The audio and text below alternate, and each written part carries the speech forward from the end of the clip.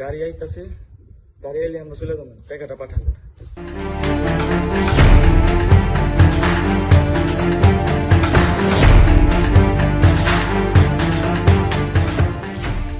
গাড়ি আসতেছে, কাকা টাকাটা পাঠান, টাকা পাঠালেই আমরা চলে যাব বলা ছেলেটির নাম শিহাব।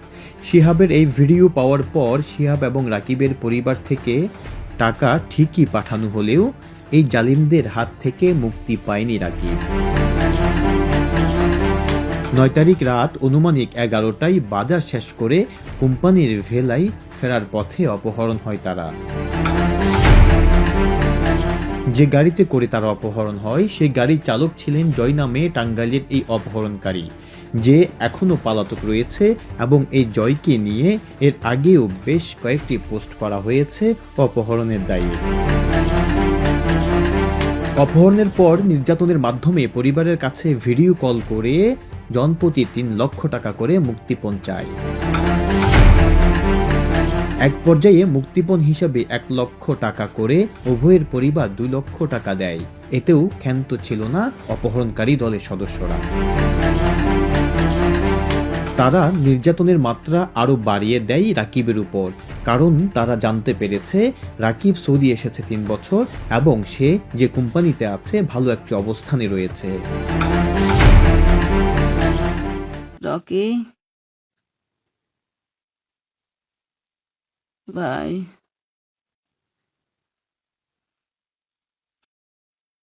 ফোন দাও করে থাইছে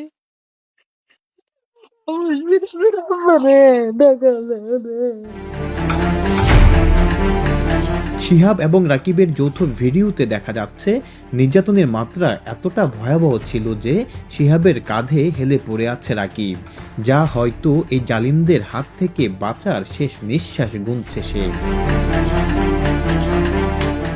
কাকা আমরা এই যে বাইরে বসে রয়েছি, গাড়ি আইতাছে, গাড়ি আইলে আমরা চলে যাবো, টাকাটা পাঠান। টাকাটা পাঠান, তাড়াতাড়ি পাঠান, তাহলে আমাকে দান শেষ। আর কথা কইতে কথা করার সময় নাই। সেই ভিডিও বার্তা পরিবারের কাছে পাঠানোর পরপরই রাকিবের পরিবার প্রস্তুতি নেন বাকি 2 লাখ টাকা পাঠানোর জন্য। কিন্তু এর পরপরই অপহরণকারী গ্রুপের সাথে কোনোভাবে আর যোগাযোগ করা যাচ্ছিল না। এক পর্যায়ে আমাদের কাছে খবর আসে শিহাবকে ছেড়ে দেওয়া হয়েছে, রাকিবকে ছাড়া হয়নি। তখনই আমাদের এই বিষয়টা কিছুটা সন্দেহ মনে হয়।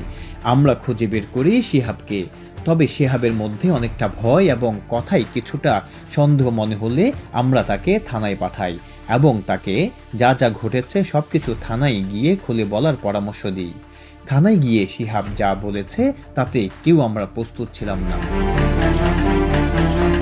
যখন শিহাবকে দিয়ে সেই ভিডিও বানানো হচ্ছে তখনই রাকিবের অবস্থা আশঙ্কাজনক এবং তার কিছুক্ষণ পরেই নাকি রাকিব এই পৃথিবীর মায়া ত্যাগ করে শেষ নিঃশ্বাস ফেলে এই জালিমদের অমানসিক নির্যাতনে।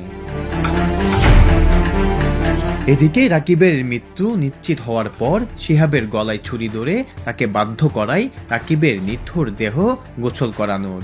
গোসল শেষে রাকিবকে কালো ব্যাগে ভরে ফেলে দেওয়া হয় রিয়াদের ইস্তাম্বুলের নির্জন মরুভূমিতে। অন্যদিকে আমাদের কাছে থাকা রিয়াদের বেশ কিছু অপহরণকারী ছবি শিহাবকে দেখালে শিহাব সেখান থেকে শনাক্ত করতে পারেন টাঙ্গাইলের জয়, মঠবাড়িয়া সোহেল, সোহাগ সহ নাম না জানা আরো কয়েকজনকে। এদের শনাক্ত করার পর শুরু হয় রিয়াদ সিআইডির বিশেষ অভিযান, যে অভিযানে গ্রেফতার করা হয় সোহেলকে গাইড দিয়ে রাখা আব্দুল্লাহ নামে একজনকে এবং তার সহযোগী সহ 13টি মেয়েকে। এর একদিন পরই গ্রেফতার করা হয় সোহেল এবং সোহাগকে। তাদের দেখানো স্থান থেকে উদ্ধার করা হয় রাকিবের মরদেহ। অন্যদিকে মরদেহ পাবার খবর শুনে রিয়াদে ছুটে আসেন রাকিবের মক্কা প্রবাসী মা ছেলের নিথর দেহ একবার এক নজরে দেখার জন্য।